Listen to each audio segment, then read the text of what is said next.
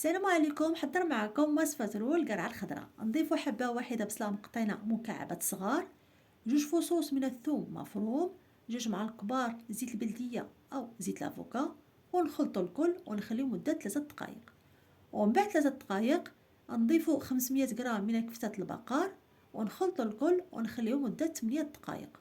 ومن بعد 8 دقائق نضيفو 2 معالق كبار معجون طماطم صنع منزلي، 2 معالق كبار كيتشوب صنع منزلي، كاين فيديو في القناة، 2 معالق كبار من لا موطارد، ونخلطو الكل ونزولو فوق النار، ونضيفو 100 غرام جبن الماعز مبشور، ملعقة كبيرة من معدنوس مفروم، ونخلطو الكل ونحتفظو به جانبا. ناخدو لهذا الفران فرشو بابي سلفوريزي ونضيفو 400 غرام من القرعة الخضراء مقطعين شرائح رفيعة، نرشو الملحة، الابزار، نسخنو الفران على درجة مئوية 180 وندخلوها الفران طيب مدة 8 دقائق. ناخدو 8 البيضات بلديين كبار، نضيفو الملحة، الابزار، ونضربو الكل جيدا. من بعد 8 دقائق نخرجو القرعة ونضيفو مزيج البيض،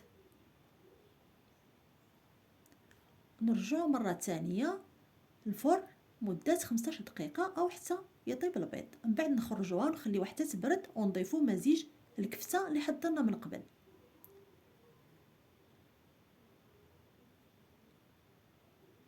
ونلفوها ونرجعو مرة ثالثة الفرن مدة 10 دقائق. ومن بعد 10 دقائق نخرجوها ونخليوها مدة 5 دقائق ونقدموها بالصحة والراحة.